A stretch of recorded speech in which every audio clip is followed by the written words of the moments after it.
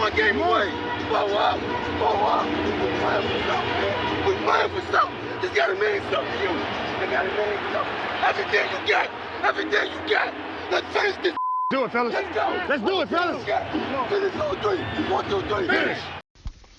I said that the Royal, not the Royal Rumble, what the fuck am I talking about? I said it in a earlier show, a past show, rather, that, what's the name of this? The Elimination Chamber. That the Elimination Chamber was in Abu Dhabi. It wasn't in Abu Dhabi. I don't even know where the fuck I got Abu Dhabi from. I think the UFC fight now. I don't know where the fuck I got Abu Dhabi from. Maybe they did fight in Abu Dhabi. I know they keep calling it the Kingdom of Jeddah in Saudi Arabia. I know that's where they was at for the Elimination Chamber. It's funny when for one, the seats at Saudi Arabia shows be wild. Like they be sitting on couches and shit. Like this shit is wild. How comfortable these motherfuckers be looking at these shows. But another thing that I remember when I realized that these motherfuckers was fighting in Saudi, and no disrespect to the Kingdom of Jeddah, it looked beautiful, absolutely beautiful. The show just ain't never that great to me when they fight in Jeddah. Now this probably was the best show as far as like any of the other shows that they done had in Jeddah, because most of the shows that they have in Saudi Arabia, I mean in I don't know why I keep wanting to say Saudi Arabia. Most of the shows that they have in wait a minute, in Saudi Arabia. Most of the shows that they put on there feel like house shows. Like they feel like just, you know what I'm saying? Like they feel like the worst pay-per-view of the year feel better than that one, which actually that is the worst pay-per-view of the year. So I recant that statement. But I'm not on here to take shots at the WWE. Obviously, I love the WWE. I'm about like Pat McAfee when it comes to the WWE. You can hate me for my fandom and love of the WWE, but nothing you say will change how I feel about the WWE. You know what I'm saying? Like, just not gonna happen. I don't watch none of them other promotions. I actually do have a place in my heart for Impact Wrestling, though, back when it was TNA. That's the only other company. But I don't even watch them. Now, I do catch them here and there, but I'm not consistently watching them motherfuckers. But, yeah, so most of the shows that's in Jeddah feel like house shows. This one was probably the best one, but, you know, one thing that I can't get over every time I watch a pay-per-view that's in Jeddah is the fact that I didn't even know if I had paid my subscription this month for Peacock. Like, I didn't even know if Peacock was going to... if I had paid that subscription this month. Realized I did, and I got to watch it. So even if I didn't, I was going to end up paying it right then and there. So, but I watched this shit at nighttime. I waited to watch it. I didn't watch it when it first aired because I watched the NBA All-Star game, which was tragic. I'm actually kind of pissed off at myself for watching NBA All-Star Weekend first now. Like, I would have much preferred to go watch the highlights of that shit than, you know, go back and, like, I'm up at 4 in the morning still watching, you know, just now getting to the WWE Elimination Chamber pay-per-view. Now, the Elimination Chamber pay-per-view, one of my favorite pay-per-views. Well, it's been one of my favorite pay-per-views. I wish they bring Armageddon back. Dead ass. I wish they bring Armageddon back. But I do like the Elimination Chamber. It kind of don't feel like the Elimination Chamber is like it's not. It don't feel like it's been as great as it could. I don't really know what I'm trying to say.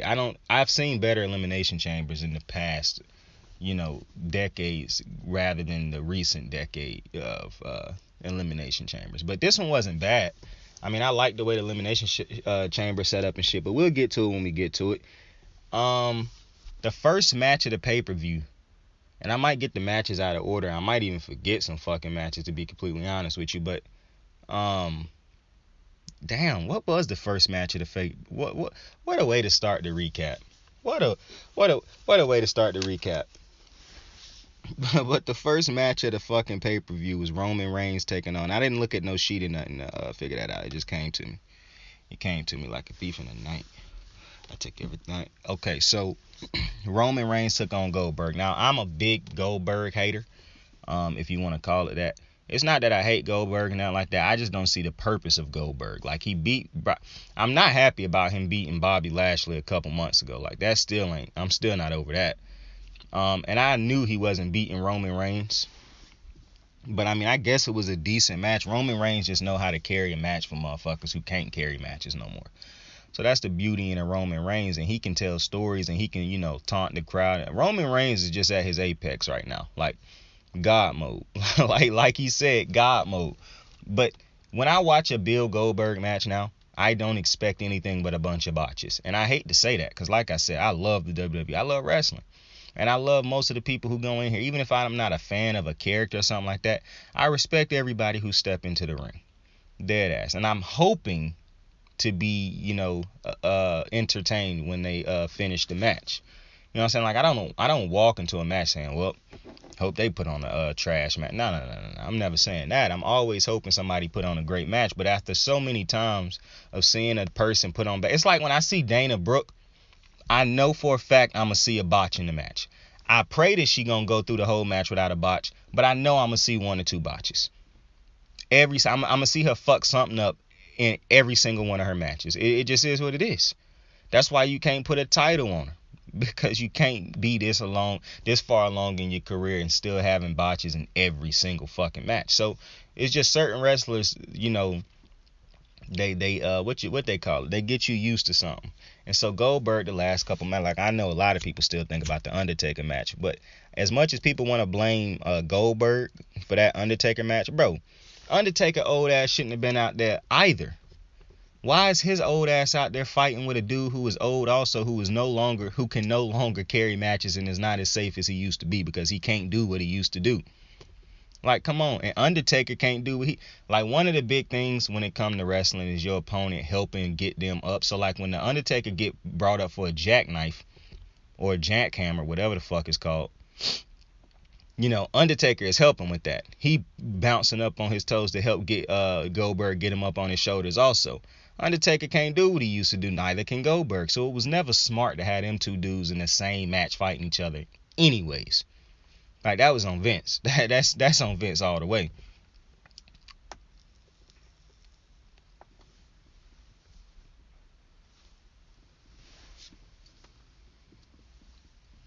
And thinking about that, that's probably why I had absolutely no interest in seeing Sting v Undertaker when Sting came back. Mind you, I had no clue I was going to mention Sting. I have not mentioned or thought about Sting in about 5+ years. And dropped the Sting reference right there. Amazing how the wrestling mind works. But I like Sting too. There's no disrespect to Sting. I like Sting. I got used to Sting in Impact, TNA. Even though he came towards the back end, he did have some great, time in TNA and whatnot. I know a lot of people get mad that Triple H beat him at Mania. Not me. I wanted Triple H to win that. For one, Triple H always lose at Mania recently. He lose to all the young dudes at Mania. So this golden shovel that people like to talk about is just insane to me. It's also crazy when I hear people say, well, he don't bury people now because he older. So when he was a young up-and-coming wrestler but trying to become great, you wanted him to take a shit ton of L's in big moments? What? I always get irritated when people bitch about people being buried and shit like that. Like, the only person who you can talk to me about that buried competition when I was watching wrestling that I actually might agree with you is John Cena. That's it. John Cena legit was going over the motherfucker was going over HBK and Triple H, bro. He went over JBL. He went over Bobby Lashley when he was on the come up. Like, John Cena, he went over Batista. Like, John Cena killed almost everybody's runs. Like, every time a character was... I remember when Batista was heel and he was at the top of his game. Even though I always been a big Batista fan. Batista, one of my favorite wrestlers. And I remember when Batista was just killing it at the moment. And then John Cena squashed it.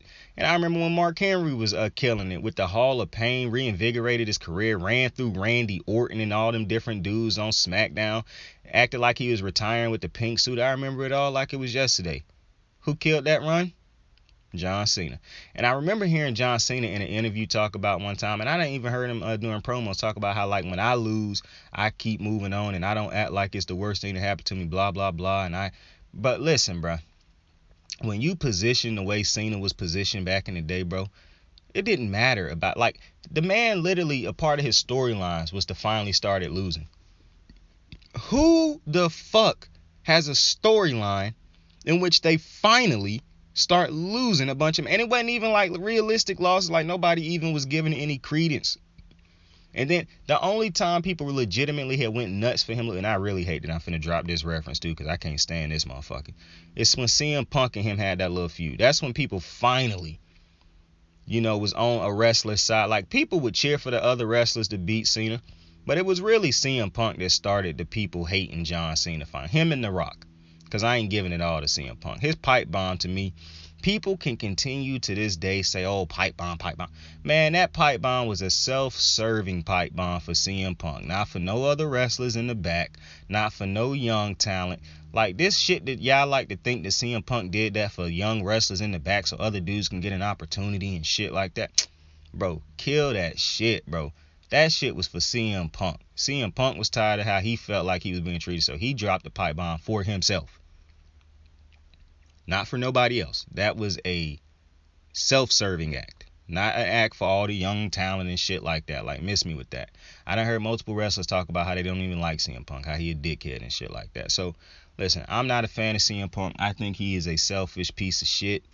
I don't even know the man personally. He might be the greatest person in the world. Just his time in WWE, everybody want to make it seem like, oh, it was WWE, oh, it was Vince, oh, it was Triple H.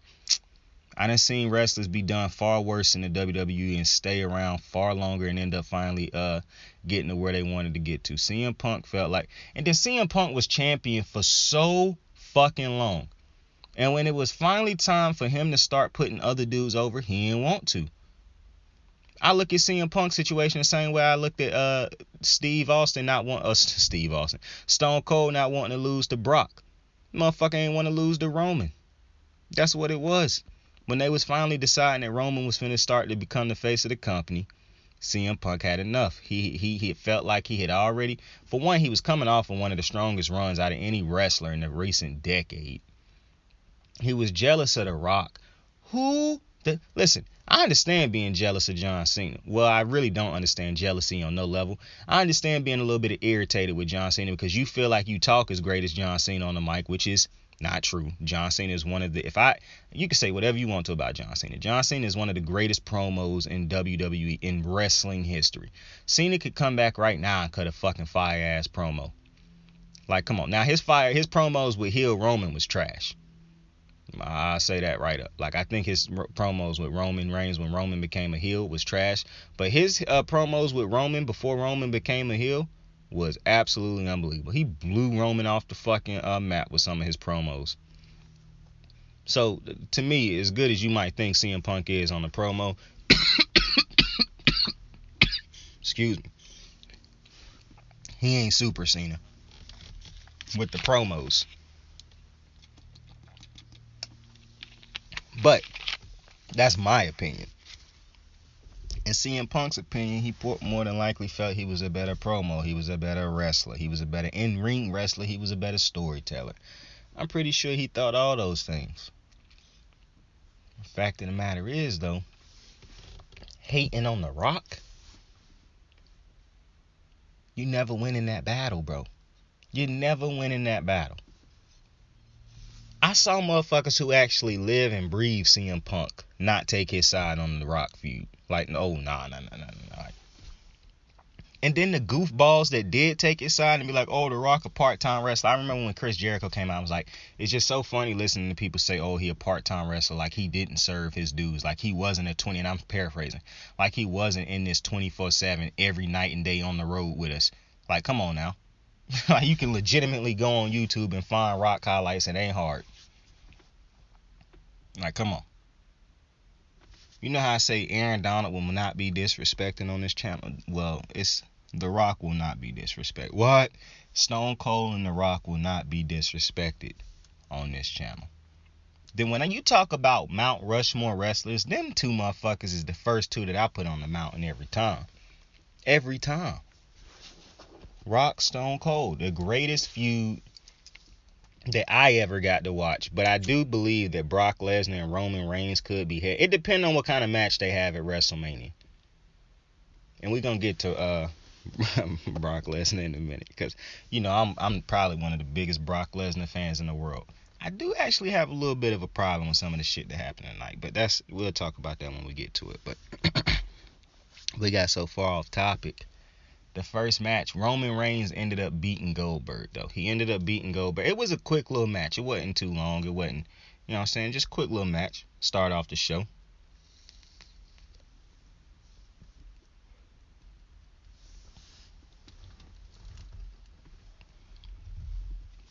Goldberg hit Roman with 2 stiff-ass spears.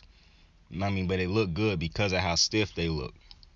But Roman ended up putting this little goofy motherfucker in the guillotine. And I like how Roman just don't let that shit go. It don't matter what Goldberg did, he wasn't letting that shit go. Now, I know they let Goldberg go out on his horse by basically having him not tap out but passing out. But a submission is a submission, my boy. You can tap or you can take a nap, motherfucker. And he chose to take a nap. So we get that dub either way, my boy. So Goldberg, I slap him too if he was in here. That what my tribal chief said. I slap him too, bro. I'm telling you. And Roman hit a rock bottom in this match. I'm telling you, they is definitely have to be setting up Roman Rock, because I don't think Roman gonna lose to Brock Lesnar at WrestleMania. And the biggest reason I don't think he gon', and I'm skipping ahead, bro, and I really hate that I'm doing that, but just run with me. So Brock did end up winning that match tonight, and I'll get to it when I get to it, because it's bigger than just he won it. It's a lot to talk about when I get to that one. But when they get to Mania, and because he was facing Roman at Mania either way, he had already said that, but now he got the championship, the WWE championship, so it's a title v title. I don't think Brock winning that match. I said it earlier that I didn't think Brock was positioned right now. He didn't feel like a dude that could beat Roman right now, and that's crazy to say. But even, I think Brock has, like Brock clearly done been better over the past couple months or whatnot. And I'm a dude who always believed Brock done been great. I done watched Brock when he first had his runs in the WWE. Then when he left and got to the UFC, he was one of the biggest reasons I started watching the UFC, because I was a fan of his, and also John Jones. But I remember still watching John Jones, like the little first little videos where it was like him and his wife and his daughters. He was running in the snow and shit, like training videos. On them first UFC games, they used to show this shit when John Jones was an ugly son bitch. But it's a thing with money and maturity, dude. You know what I'm saying? I ain't hating. My boy just look way better now. I'm happy for him. But listen, so I'm one of the people who think Brock done been great throughout the entirety of his career. But we'll get, now that those two is fighting at Mania, I do think he'd look better now. He feels stronger than he did when they fought some months ago. But he still don't feel strong enough. Like, I'm gonna be honest with you. He does not feel strong enough right now, to me, to beat Roman. And this is a little bit different, because I know Charlotte is more than likely losing at Mania, which Charlotte done lost at Mania a couple times now, which I ain't really happy about that, but it's whatever. I kind of feel like I know Ronda is going to win that match at Mania. I'm just more concerned about will it be a great match? And I know Charlotte put on great matches. It's hard for Charlotte to put a bad match on. But from what I done seen from Ronda and the way she done wrestled so far, like the little punches that don't look like they really be hurting. And it's kind of different for me because I watched Ronda in the UFC, so I know Ronda wasn't a striker in the UFC. And those strikes don't even look good in the WWE right now. And the kicks and stuff like that. Like, that wasn't Ronda. Ronda was taking people down and making them tap out. Like, her arsenal, her, and this is no shot at Ronda, because she just came along at the right time. Revolutionized the sport for women. And, like most things in life, people evolve from that point. And so, like, if Amanda Nunes was in there throwing them punches, I would believe it. Ronda Rousey, if Holly Holmes was in there throwing those punches, not only would I believe it, but they would look far better, because she is an actual boxer. So she actually would look like it would be some form and technique with her punching. Ronda's shits look bad to me. But I'm hoping that she end up having a more of a wrestling match than what she been doing recently. But we'll get to that match when we get to it also. But Roman hit that rock bottom, and they gotta be setting up Roman Rock down the line. Got to. Some of his mannerism and quotes feel like shit that The Rock would have done and said. He wore the jumpsuit a couple months ago, like The Rock used to have on. It just really feel like they is moving towards Rock v. Roman Reigns eventually. And if The Rock is in this type of shape, I just don't understand how he looked that great and cannot come back and wrestle one fucking match. Because he ain't winning. Even though The Rock would be the dude who I think you could bring back and beat. Like, I saw a report that said Stone Cold might be coming back for a match. Now, if that some bitch come back for a match, there ain't no fucking way that this candy-ass Rock can't come back for a match. Now, granted, The Rock has come back for multiple runs. But come on, Rocky. Give the people what they want. You know Vince gonna pay you out the yin-yang. And this type of moment, because, let's be honest, The Rock is looked at as the greatest of all time. Either him or Stone Cold. Some people might say Ric Flair. To me, Ric Flair was not greater than The Rock and Stone Cold. But Ric Flair is great. Roman Reigns getting into that category where he one of the most dominant wrestlers, champions all time. He reaching GOAT God mode, son. I could legitimately see that match going either way. I do not see Brock Lesnar beating Roman Reigns at WrestleMania. Like, I don't see it. And I hope Pat McAfee do a WrestleMania week like he did a Super Bowl week. They need to do a WrestleMania week, bro. I just want to see Pat go full into the WrestleMania. Like, I want to see him interviewing wrestlers all week. You know what I'm saying? I want to see him go hard on the WrestleMania week because I love WrestleMania. WrestleMania is my favorite big-time sporting event. Second is the Super Bowl. But if my team is in the Super Bowl and we win, then the Super Bowl will be my favorite for that year. That's how that works. You know what I'm saying? Like, I can understand the Patriots saying, like, their favorite event is the Super Bowl because they fucking team done won 6 of them things. You know what I'm saying? Like, if Tom Brady's son or daughter come out and say, our favorite sporting event all time is the Super Bowl. Well, yeah, they pops got 7 of them things. I get that. My team got 2 of them things. So, the Super Bowl is my second favorite event, even though I absolutely love football. Wrestling is for everybody. Like, I go into that, yeah, if I want somebody to win, sure, but usually WrestleMania is just a show. The only WrestleMania that I really wasn't feeling, and because I'm a wrestling fan, I still kind of found a way to feel it, was the one where there was no fans. But at the time, they didn't have the Thunderdome and all that type shit yet. So that's kind of why WrestleMania was a little bit off with that one. You know, that one wasn't vibing with that one. That one was when the pandemic first hit, and I was like, oh shit, they really about to cancel Mania. Then they had it in the Performance Center, I think. Yeah, that shit just... And they did the most they could with it, but it just didn't feel like a WrestleMania. You know what I'm saying? Because WrestleMania got that certain type of feel to it. But yeah. Big old Goldberg took a nap. And he lost the first match. Now, the next match that I'm talking about real fast, it wasn't the next match of the card, but I'm going to just talk about it real fast because I actually didn't watch the whole match. Charlotte and Sonya teamed up to take on Karate Kid Ronda and Naomi. Naomi and Ronda ended up winning. I cannot remember if Ronda made Sonya tap out or if they won off of something else. Because I actually just stopped watching this match. Like, I just was so not interested in this match. I don't remember the last time Charlotte even had a tag team match. I realized when they put Charlotte in tag team matches, it's nowhere near about the actual wrestling. It's a story-based match. Like I said, not really a fan of how Ronda was wrestling in this match. But, listen, at the end of the day, it was just a match there to progress a story. I was a fan of what Ronda's little Street Fighter outfit, her little Ryu blue. Well, actually, who wore the blue one? Ken? I don't know, man. Call it Karate Kid. Call it whatever you want to. Her Taekwondo outfit, you can call it that too. I liked her little blue outfit. I'm not really a fan of blue, so like if she had a black one on, that would have been a little bit litter, even a white one. But I like Charlotte's all red outfit also. Because, you know, the thing about this Abu Dhabi, and I was saying it earlier, and I think I just left that thought in the bender. It's back now. The thing that's so weird to me about these, and I said Abu Dhabi. The weird thing about them fighting in Saudi Arabia is still that women can't show no body parts. Like they can't have their stomach out. They can't wear the little singlets where they for their breasts. Like they can't. They have to put on an all-out bodysuit basically. But dudes can still have their shirts off. So that's very weird to me. Very weird to me. Not feeling that. Don't understand why they keep doing these fights. I remember one year the women couldn't even fight in Saudi.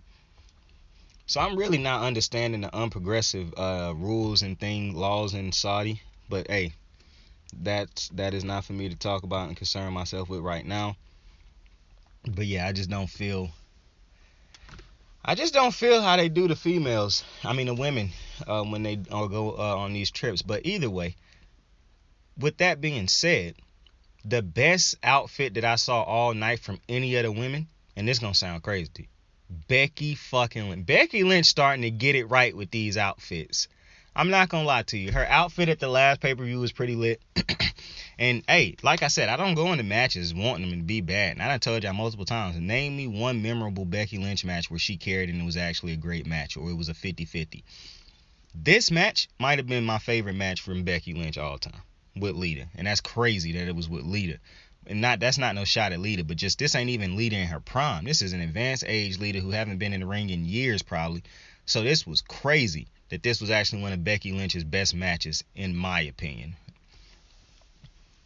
But Becky Lynch's outfit, her all black singlet with the red hair and shit, bro, orange hair. Becky Lynch looked like a boss tonight, like dead ass. Like this was probably my favorite, and I thought Becky Lynch's last outfit at the pay-per-view was dope. Nah, this one might have been the best one. It's funny how Saudi got these goofy ass rules, but that ended up having Becky Lynch come out with one of her because I hated Becky Lynch's attires when she was a face. I hated most of her attires when she was a heel the first time around as the man. Her outfits these last couple pay-per-views have been pretty lit. This all black singlet with like elephant print is what you would call it on a Jordans, I think, if you remember that. But I think it was like the little prints in it. Like her shit was pretty lit because I was feeling Bianca's shit too. But the thing about Bianca's, I kept telling myself, this shit kind of looked like her singlet. Like I'm imagining that it's the cut off before you get to her abs. Then the pants section. So I was kind of confused with Bianca's a little bit, but I actually liked hers too, so she would probably have the third best one to me. But fucking Becky Lynch's singlet, that shit was tough. And her boots, like her new ring boots, yo, Becky done turned the swag all the way up. I can't even hate on it. Like, I can't even lie to you. Becky's swag the last two pay-per-views done been on 1 billion. Like, it's absolutely crazy what's done happened with Becky's swag the last. I don't know what her and Seth, who they new stylist is or what, but Becky's swag on at the pay-per-view yesterday, top notch. I was fucking with it. Because I was really digging Charlotte's outfit and Bianca's, but I was like, at the end of it, I was just like, yo, it was Becky's hair. It was her hair that topped it all off. Because the all black, them fire ass boots, and then the orange hair that was flaming back like bro. Respect. Respect. But we gotta hop past that Charlotte match, bro, because I didn't really, that wasn't, that was just a match that was there to me. But the match that had happened next, but that I skipped real fast, was Women's Elimination Chamber match. Now, I liked this match towards the end, but one thing that I will say about this match that really was starting to piss me off at a certain point in time, because I don't know why they do this to the women wrestler, because I feel like this shit happened with the women wrestler more than it happened with the men wrestler, where they just stop and pause and like look at each other or talk or some shit. It's just like, why do they keep doing this? Like, I felt like it happened between Liv and Bianca, Rhea and Bianca, Rhea and Nikki ASH. Like, it just happened so many times where I'm like, yo, I'm pretty sure it happened between Alexa and Bianca and Alexa and somebody else.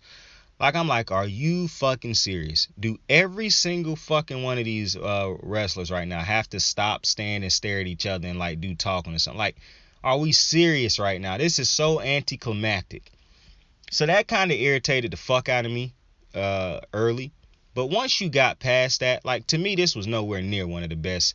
Like, it was a good match at the end of the day. That really pissed me off. I'm not gonna lie, because it just felt like it kept happening. And I'm like, yo, just fucking wrestle, bro.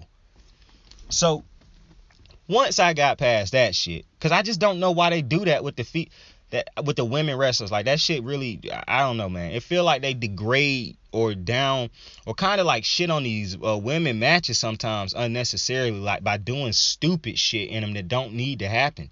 Like, cause we don't do that in the men's Elimination Chamber. That shit didn't happen the entirety of the match or multiple times in the match, unless I'm just forgetting it, or either the men did it and made it look better than the I don't know. Either way, I don't even think it's something that have to happen. Like, I don't have to acknowledge these motherfuckers every time it's me and them standing. Like, no, we could just fucking wrestle, or you could take a cheap shot and hit me before I even turn around. Like, shit just don't make sense to me, man. And then another thing that don't make sense that kept happening in both matches tonight, in both Elimination Chambers, was when the Elimination Chamber started to count down, the motherfucker would stop running to the middle of the ring and start looking and see which pod would open. Why the fuck do it matter which pod about to open? Like, keep beating the person that you fighting's ass, bro. Like, what are we doing, bro? Like, some dudes will be beating somebody's ass and stop doing it and hop in the middle. I'm thinking of Seth right now and just hop in the middle of the ring and wait for a pot. Like, I'm like, what? It don't matter that much. Like, that shit was weird. I don't understand that type of, like, that just didn't feel organic or natural. That shit was weird as hell. But either way, back to the women's Dewdrop, bro. I thought Dewdrop was trying to kill Liv. Like, boy, every time Dewdrop hit that fucking Dewdrop, boy, where she run against the ropes and hit the little bat thing like Bray Wyatt, I'm like, Jesus fucking Christ. Like, imagine Mark Henry doing that shit to motherfuckers, boy. He crushing ribs, my boy. Like, bruh. Every time Dewdrop do that shit and then talk shit afterwards or smile, I'm like, Jesus Christ, bro. Liv, you got to get up and smack the shit out of her, bro. And you know what's crazy? I like Dewdrop's character more than I like Liv's character. At this point, I'm really starting to think that people just like Liv because y'all think she just a good-looking white woman. Dead ass. You know I'm just going to be honest with y'all on here. Y'all dead ass just like Liv Morgan because she a good-looking white woman. That's exactly why I'm starting to think y'all root for Liv Morgan. Because what is Liv's character? What is Liv's character? I know Dewdrop is a heel and she is a badass, like a force to be fucked with. Like, I actually think Dewdrop right now is probably a little bit better than Nia Jax at Nia Jax people, because I just realized all that you can do with Dewdrop right now. And I like her moveset a little bit more. And she just looked better doing some of these moves for some reason. Like, Nia Jax used to do moves like that, and it didn't look to me as powerful. Like, when Nia Jax wanted to go, because I'm not shitting on Nia, I like Nia. When Nia actually was invested in the match, yes, she can make it look devastating for the other opponent. But for some reason, every single match I done seen Dewdrop in, it looked like she trying to kill motherfuckers, and I fuck with that. You know what I'm saying? But what is Liv's character? Underdog? What? I dead ass think y'all just like her because y'all think she just a good looking white woman, bro. And that's really gonna end up fucking y'all over in the end when y'all liking people because of how they look, not based off of how great they are or how great the character is or how they progress their character and things like that. Like, it's getting real weird to me, bro. Like, to me, Liv Morgan is going to take off once they find a way, or once she find a way to define her character. Her character is nothing right now. Like, we know Bianca is a young goat, a young protege, a young, that's who people think gonna be the next. That is an actual, that's like a LeBron James style character, like a young goat. We know Becky is being portrayed as a goat, which the 4 horsewomen, they all are goats in my opinion. So when you put them in any story mode, you can easily put them as a goat type of competition. Like, that story can write itself. But to me, it's hard to pick Liv to go over any of them, because while they can have a character that's so broad as being one of the 4 goats or one of the goats of the women's wrestling, Liv don't have that. She haven't had those matches. I be talking about how Becky haven't had matches that I think is that really that top, that's that great. But Becky's character, that's what I'm saying. If you think Liv is great in the ring, that's cool. I don't think Becky that great in the ring, even though she done got way better in my opinion. I don't think Becky that great in the ring. Now, I think Becky is better than Liv in the ring, but I don't think Becky that great in the ring. But you want to know what Becky got? An unbelievable character, and she keep finding a way to redefine it. Once the man got stale, she went on maternity leave. Obviously, she had a baby. She came back with a redefined character. Now, I don't agree that she the GOAT. I think that's Charlotte. But it's the way Becky can get her character across. The way. Now, yes, do Becky's title runs get a little bit stale? Yeah, but I think that's not even, to me, I used to blame that on Becky a little bit, which it is once your character become, like Becky's character take a little bit longer to evolve at times, I think. And Becky can't really sell you a story about in-ring wrestling like some people used to do, like a Daniel Bryan or a CM Punk or whatever.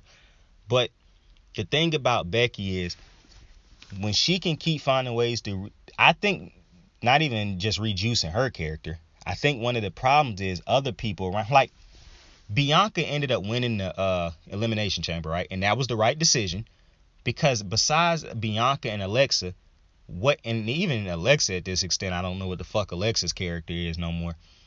Other than Bianca, what other women's wrestler on the Raw roster right now has a defined, legitimate, like some type of character, some type, like the reason I don't call Liv an underdog type of character, because to me, you look at Naomi. Naomi's character over the last couple months has been being built as a sympathetic character that's done been screwed over. She overcomes. I really truly believe Ronda Rousey coming back right now was kind of a weird decision, because to me, Charlotte should be facing Naomi at WrestleMania. Like, even though you know how much I want Charlotte Bianca eventually, that story can write itself. But because of how great I know Naomi is, and because of how great Naomi done been with her character, now I know it's going to end up being Naomi Sonya at Mania, probably, more than likely. But the way Naomi's character, and this is a credit to Sonya, Naomi, and Charlotte, the fact that this story between those three has been so great over the past couple months, in my opinion, about how Naomi done had to overcome being screwed over and whatnot. And then her and Charlotte absolutely tear down the house with that main event 2 weeks ago. Like, to me, that story was selling itself. Now, I do understand you bring in somebody like a Ronda Rousey to give Charlotte an opponent at Mania, because you was going towards the way of Sonya v Naomi at Mania. Now, Sonya needs to lose that match, and I'm pretty sure Sonya will. She understand the business. She understand that Naomi need this to continue to elevate her, because I think Naomi could get to a spot where she could take on Charlotte. Like, Naomi's character is far better than whatever Liv's character is right now. And when I say character, I'm not even saying like you got to have like, because I'm not saying you got to be Randy. Obviously, Randy Orton done had this character and perfected over years, but look at how he done started evolving over the last couple months and this years and whatnot. To me, I just don't understand what Liv's character is. That's why it's so hard for me to get behind her character right now. But she was on a ring apron at one point in time, like she climbed up the turnbuckle, and Doudrop pushed her ass into the pod. And when she fell, it looked like her fucking leg had got caught up in it, whatnot. And Doudrop just got on the top of the apron and just yoinked her ass off. Like, Doudrop is a fucking monster. Y'all like that? Y'all like that? Doudrop a fucking monster though, bro. I like Doudrop. I ain't fucked with too many of Doudrop's outfits yet. Doudrop got to come up with some better swag. Doudrop got to figure something out with the swag, because I ain't been feeling none of her outfits yet.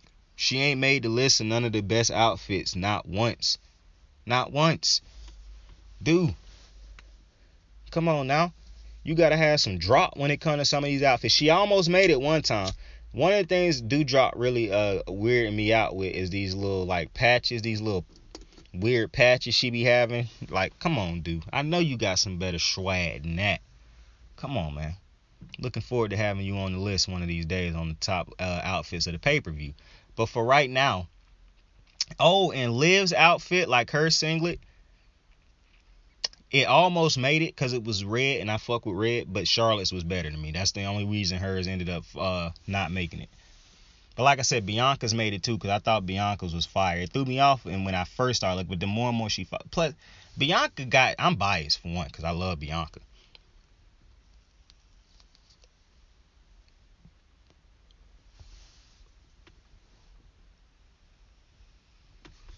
But Alexa Bliss's outfit kind of threw me off too. I hate Alexa Bliss's character. Like, even she had a character that I could either get behind or not get behind. You know, she was like an extension of Bray Wyatt. I pray that they get her out of that goofy ass character and back into being just the heel Alexa Bliss. Or even if they want to make her a face, I really could give a fuck less. I think they're going to make her a heel though, because Bianca should win at Mania. Like, Bianca better beat Becky at Mania, bro. Like, Bianca is next. That is the young GOAT. That is who everybody look at as, oh, she gonna be the passing the torch from Charlotte. Like, she gonna be the one. I want to see Bianca run through all the horsewomen, bro. She done already beat Sasha at WrestleMania last year. Now she finna take out Becky at Mania. Next year, Bayley. Once your ass get healthy, and you know I love Bayley to death. I absolutely love Bayley. But once you get healthy, Bayley, we taking your ass out at Mania after that. And then it all culminate with us getting to the crown jewel of it all. Getting to the diamond of it all. Getting to the actual goat of it all. Charlotte motherfucking Flair. The queen. That's going to be the last one we take out. And Bianca will rightfully take her position as queen of all women's wrestling. And then after that, you can start bringing in Trish so she could take that L. You can bring Lita back to take a L. You can start running back some of the stories so they can take these L's. Bianca the one. I'm just letting you know right now. Bianca is the one. Bianca, the first women's wrestler in a long time that made me think she could legitimately be better than Charlotte without all this nonsense and shit. Uncontroversially, she could be better than Charlotte. Like, she could be better than Bayley, Charlotte, Sasha, Becky, and them really the three that she's put herself in position to, you know, like if they bring Asuka back and continue to build Naomi, I could see them having phenomenal feuds with them. And another person who, you know, because I was thinking about this. Yo, Bianca hit the KOD. So Liv ended up pinning Doudrop because Doudrop was on the top. And Liv hit like a little flip power bomb off the top rope. And she ended up pinning her with that. Liv ended up getting pinned because what did Liv get hit with? Oh, yeah. She got hit with Twisted Bliss by Alexa Bliss. So she was out. Then Rhea Ripley ended up getting taken out because she was about to get hit with a DDT from Alexa Bliss, and Bianca pushed her forward, and she ended up still taking the DDT. Even it was a dope little spot where Alexa Bliss fell backwards and hit her with the DDT, even though she got pushed because of Bianca. And then once Bianca pulled her up and hit her with a KOD. The KOD, the nastiest fucking move in wrestling right now. Dead ass. That's the best finisher in wrestling. Every time Bianca hits somebody with that shit, I'm like, yo. That shit is wild how clean that shit look. And it don't matter if she give it to a big wrestler, like a tall wrestler like Rhea, or if she give it to a small wrestler like Alexa Bliss. The shit look dominant either way. It ain't them rim grazes that Obi Toppin won with last night at the dunk contest. No, these shits is hammers. These shits, she powering them bitches home. I'm not talking about I'm talking about the KOD, not the females, The KOD. When I say she powering them, I'm saying she powering that KOD, not the females. Calm down. But when she hitting the KOD, let me just say that.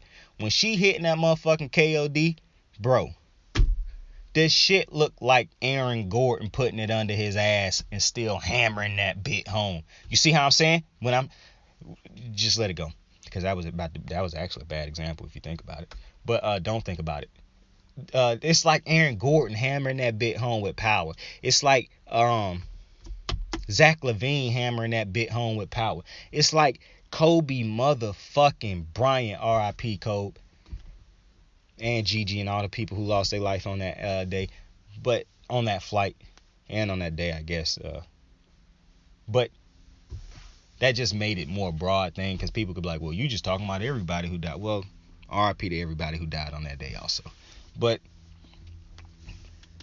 that's what KOD is to me. Like, it's always powerful when she hits somebody with it. Like, Rhea Ripley's looked devastating. When she hit it on Alexa Bliss, it looked devastating, because that's ultimately how it ended. Her and Alexa Bliss, I could see having a feud down the line, because I liked how that match. And I haven't really ever been the biggest fan of Alexa Bliss in ring.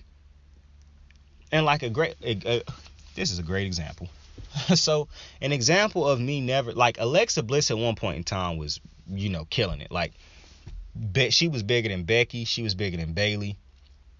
She just was never bigger than Charlotte. Like, she was never bigger than Charlotte. Even when they had a champion v champion match, Charlotte beat her.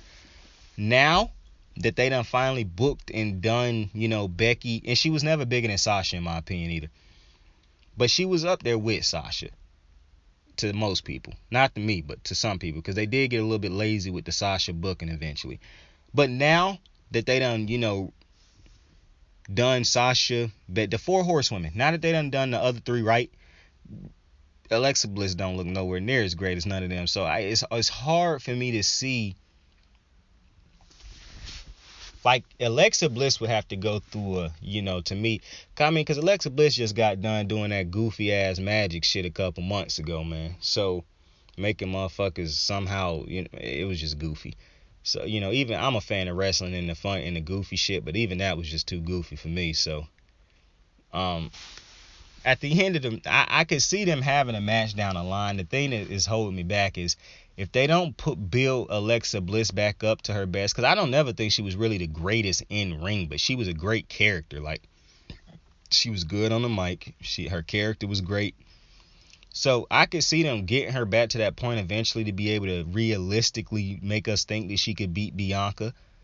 But fuck beating Bianca. I need to believe that she can beat Becky.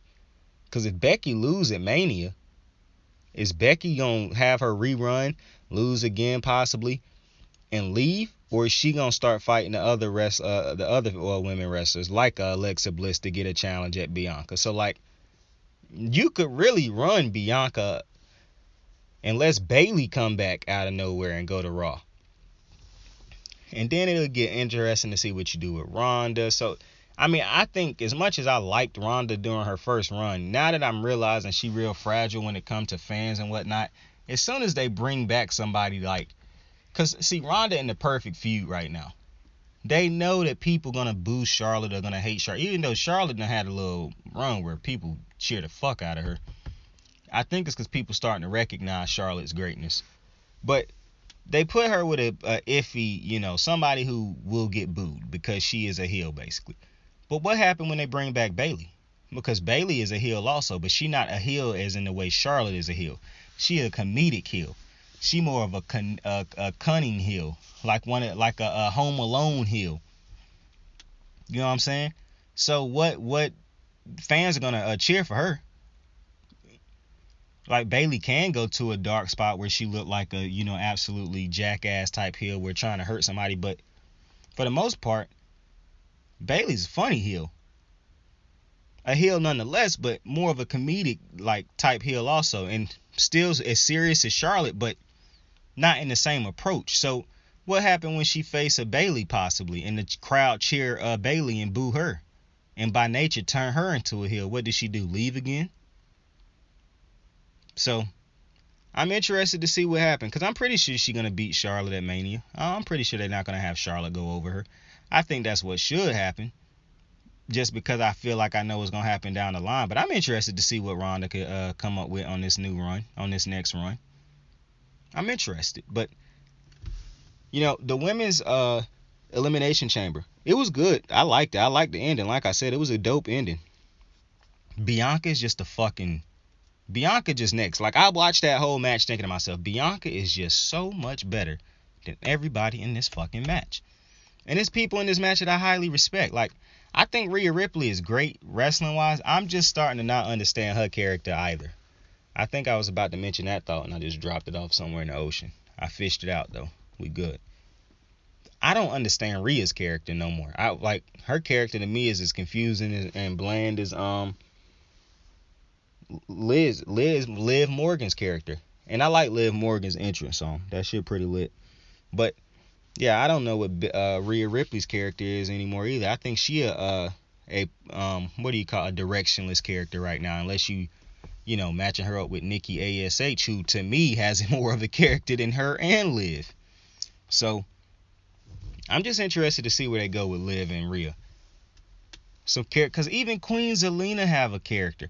Fucking Carmella done had a character for years. So I'm just interested to see what they do with Rhea and Liv going forward. Because I see talent there. You know, I'm not like y'all and just think to myself, oh man, a pretty white woman. No. I see a talented wrestler there somewhere. I think Liv could be talented. And I know Rhea could be talented. But I think one of the things with Rhea is I think they gave her big spots too early.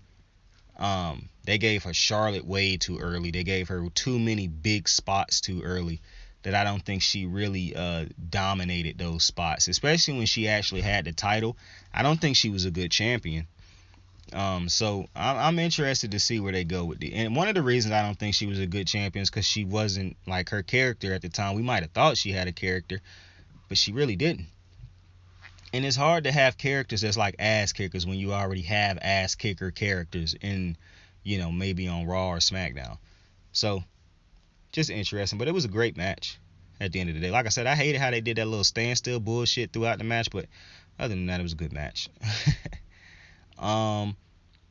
What's another match? I'm not going over the entire pay-per-view now that I'm thinking about it, because there might have been matches on this motherfucking pay-per-view that I didn't even see, but I didn't see the Usos fight on this pay-per-view, so I don't think that was on this pay-per-view.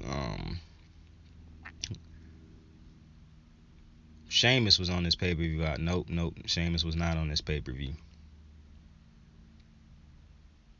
I mean, shit, I guess I can just go ahead and get to the main event, because I'm trying not to skip nobody. We had the women's elimination chamber. We had the tag team match between Charlotte and Ronda. We had Roman Reigns. Oh, Happy Corbin. We had Happy Corbin and Madcap Moss taking on, which was actually a better match than I thought it was going to be. What killed me, I didn't even think it was going to be a bad match, to be honest with you. I didn't know what to expect, truly. I like what it turned into. Hated how it ended, man. Because I'm telling you something, man. You know how I said the Alexa Bliss shit was goofy with the sword? Nothing is goofier to me than, Alexa Bliss shit was goofy with the mind reading and all that, like mind control and all that dumb shit. Bro, that, as goofy as that was, damn it, the sword shit might be goofier, bruh. Ever since Drew McIntyre brought that damn sword out, bro, I'm being irritated with it, bro. To me, it just devalue his character. It make his character more of a cartoon than a badass. Because when he took the sword and just stuck it through the floor, that was one thing. That was pretty lit if pyro went off when he stuck it through the floor. But using it as if he gonna hit somebody with it, like, come on, bro.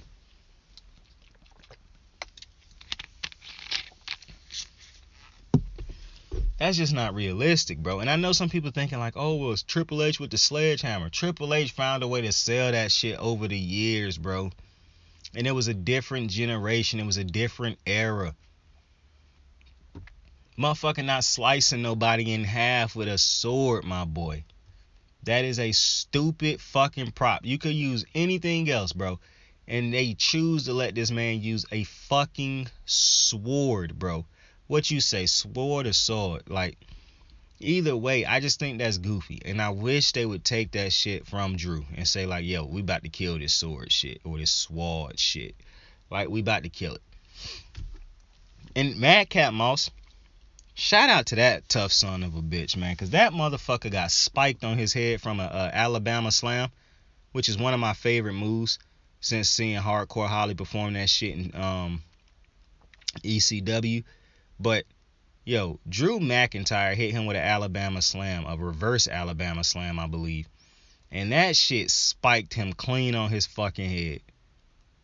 And I was like, sheesh. sheesh. And he still was able to keep going and shit like he wasn't concussed. So that was pretty crazy to me. That's a tough son bitch. But I like all the interference by by Matt, Happy Corbin. I just want to know where they finna go with this story. Because none of these motherfuckers are champions. And I understand you have stories on the thing that don't, have championships on the line. Like, I get that. But where is any of these motherfuckers? Because this feud don't make me believe none of these motherfuckers can beat Roman. You know what I'm saying? If anything, Drew should be looking to dominate. Like, this would be the perfect moment to have Drew McIntyre dominate some people. Because I don't believe none of these motherfuckers. I have more faith that these motherfuckers could find a way to irritate Roman than I believe that Drew could beat him. Because if Drew's struggling with these two motherfuckers, I can't imagine what he gonna do when the Usos start getting involved on a regular basis. And having to deal with Roman. So I'm kind of confused the direction wise for this Drew McIntyre, Madcap Moss, and Happy Corbin feud. A bit confused by it. Like, it feel like Madcap and Baron should be trying to fight for tag team titles. You know what I'm saying? Like, that's what it feel like they should be doing right now. Like, they should be the ones challenging the Usos. Like, I'm kind of confused as to what the purpose this is serving for Drew or for them.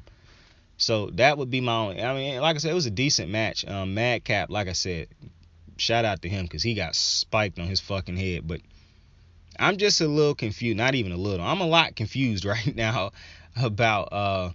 You can tell this wasn't one of my. Probably was my least favorite pay-per-view of the year so far. And that's no disrespect to WWE and nothing like that. Because I would love to be employed by the WWE one day. But this just wasn't one of their best ones. This wasn't one of their best ones. I'm not going to give it lower than the 6 rating. But, the great ones get the 8s, the 9s, and the 10s. Most of them get the really great ones get the 9 and the 10s. This one felt like a 6 and at times a 5, but I'm not gonna rate it a 5. I really don't want to drop it lower than a 5 because I don't want to disrespect these wrestlers who went out there and put on a show. Because one of the biggest things that make me want to rate it as 5 is just straight up how the women wrestlers have to have whole singlets on. The only thing that saved me from dropping it that low, to be completely honest with you, because that was going to have nothing to do with the WWE. That was going to have you could say it do have, because they still fight there. Go there knowing that that's the thing.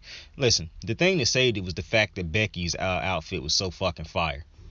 Dead ass. Becky had the best. And another thing, you know how I talked about dude dropping them weird ass patches she have on her outfit? Bro, Drew McIntyre got them same weird ass patches on his outfit. Like, Drew McIntyre to me got one of the goofiest ass outfits also. I'm not really a big fan of Drew outfit. And that's another thing, man. Some of these male characters, bro, it just feel like some of the men don't take no time into coming up with some fire ass, outfits and whatnot, man. They're getting real lazy with the outfits. That's all I'm saying. Drew's shit probably had some thought into it, but it just poorly executed in my mind. It was hideous. I liked Austin Theory's a little bit, but it kind of felt like something I had already seen before. Seth always got on pretty fire outfits, but like I said, Becky took away the show for me. Becky was number one with her outfit. The best one was Becky's.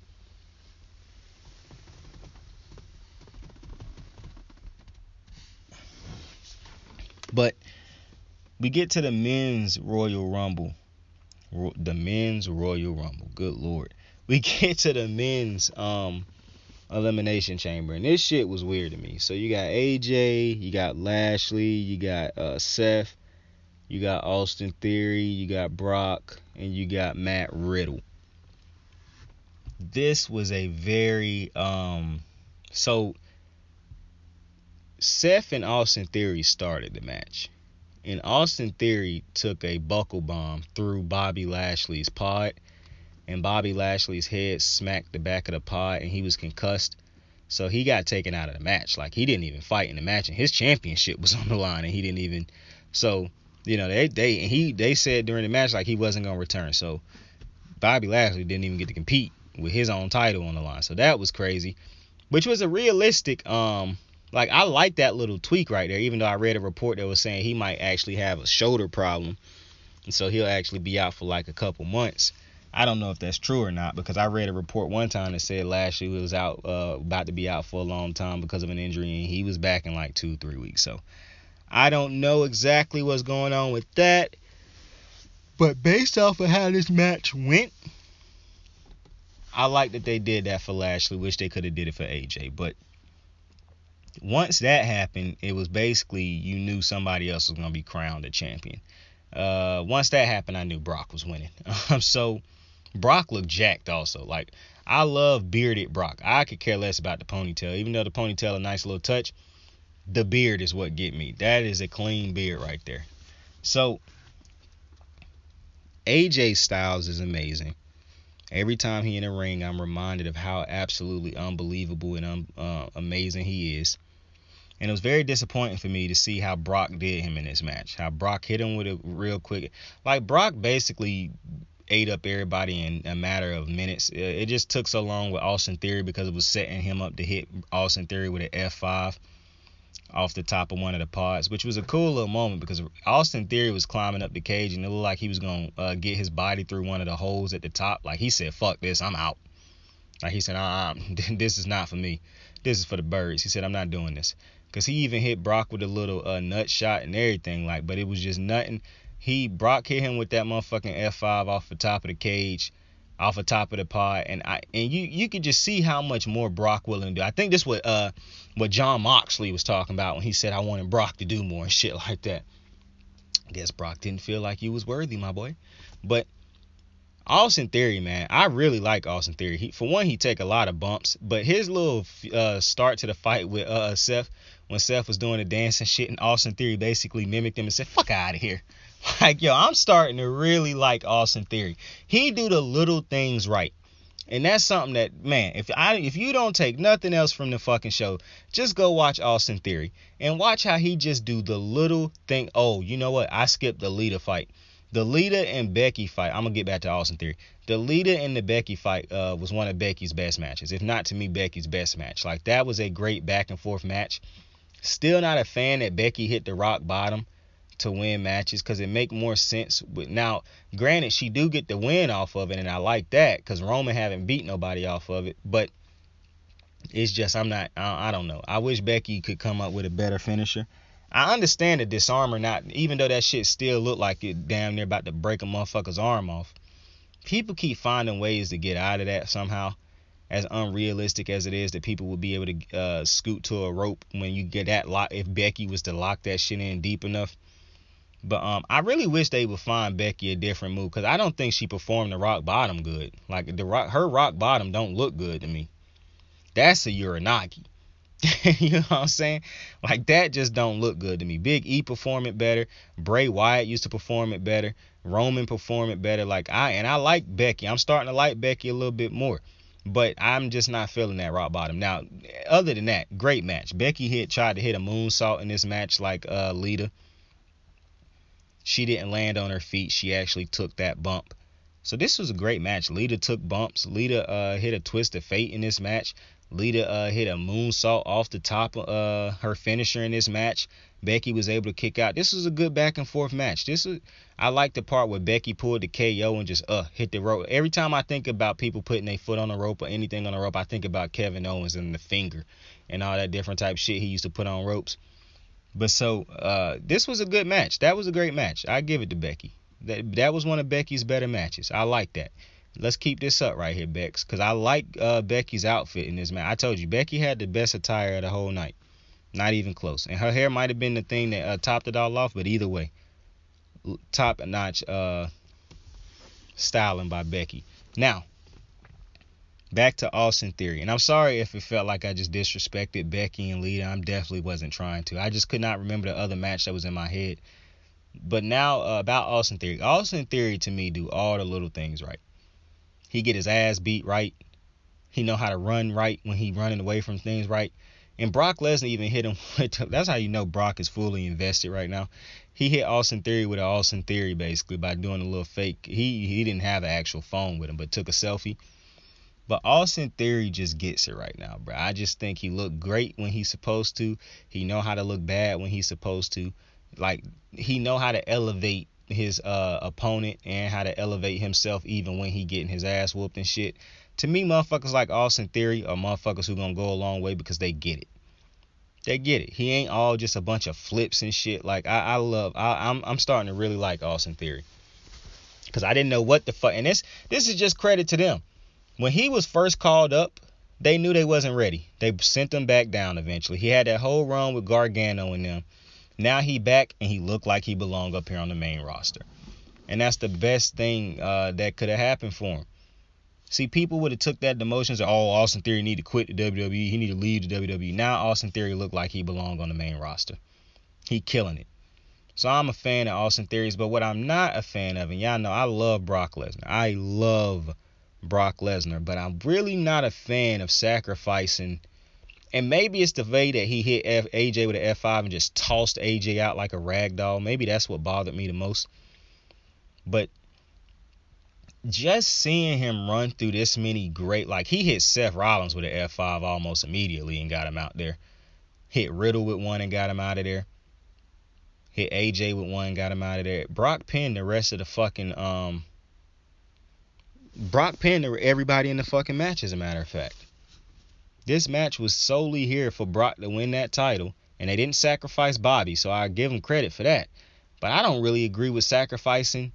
And I'm glad KO wasn't in this bullshit, because this was probably one of the few matches where I'm really not understanding.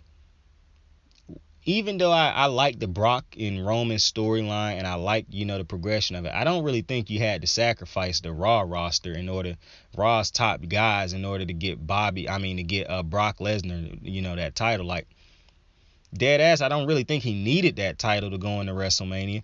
But the reason because what do anybody on the Raw roster do now?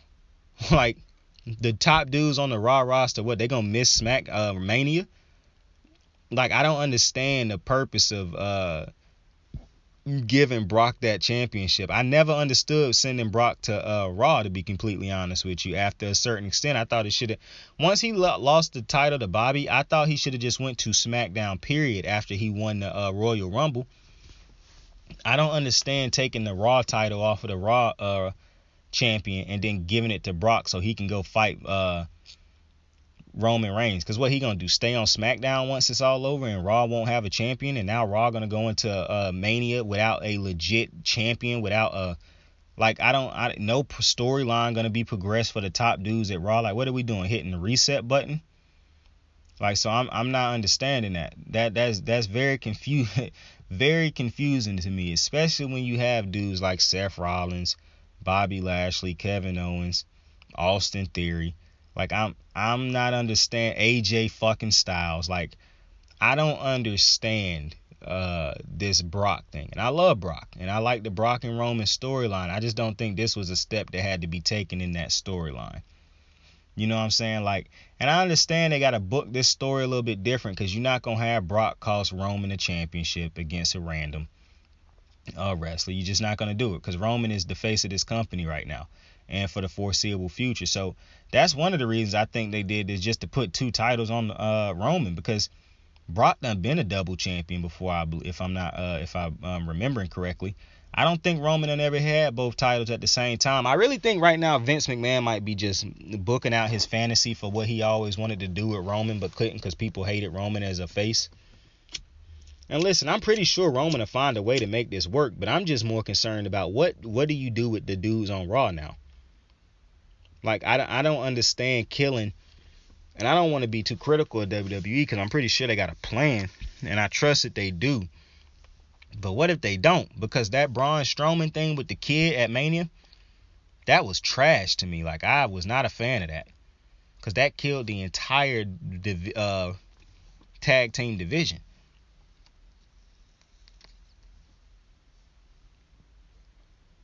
And if anything,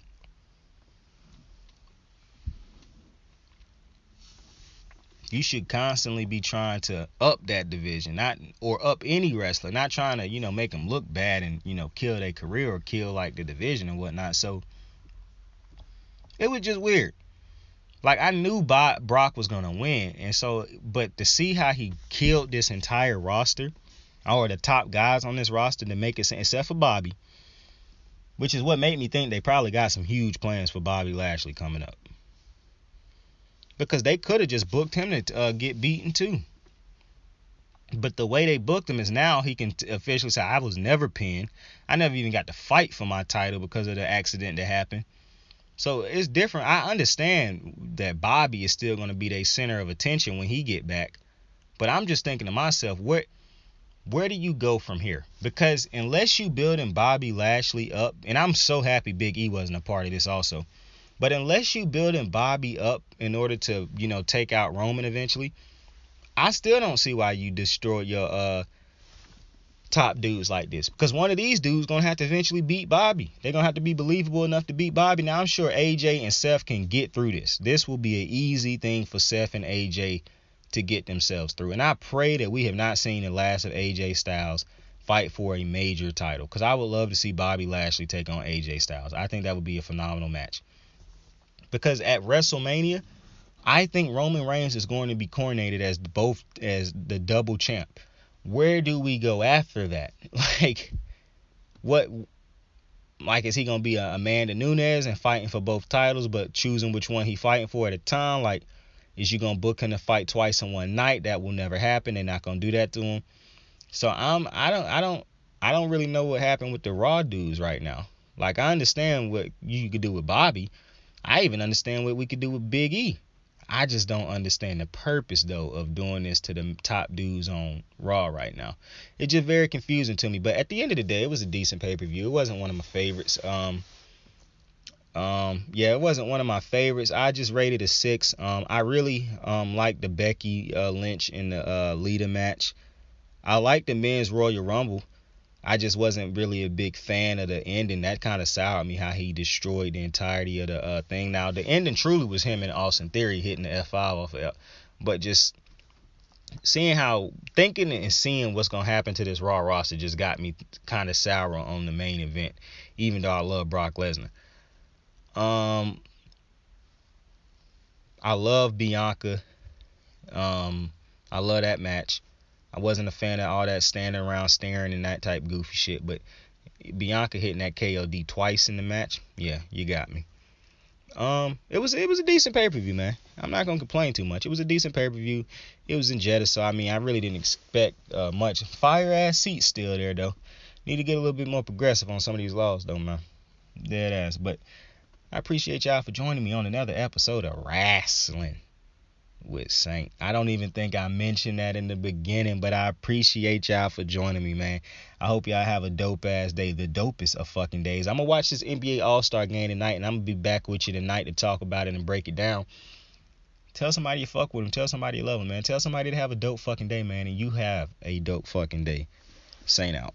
How the fuck I pay a couple card notes and ain't even whipping? How the fuck I'm putting food on the table while I ain't living? Cursed from being alone with these dreams of a happy home. So when I think it's really love, I give them anything they want. I got stupid shit I did as a kid defining me lately. When I try to open up a new chapter, they still hate me. My mental, my only drug, so I'm doing this shit alone. Last time I fought depression and she got me on my zone. One bad move from thuggery, hit record from luxury. Pop said some shit that stuck with me. All it take is a mustard seed. Yesterday I copped $40 of pot those. Homie in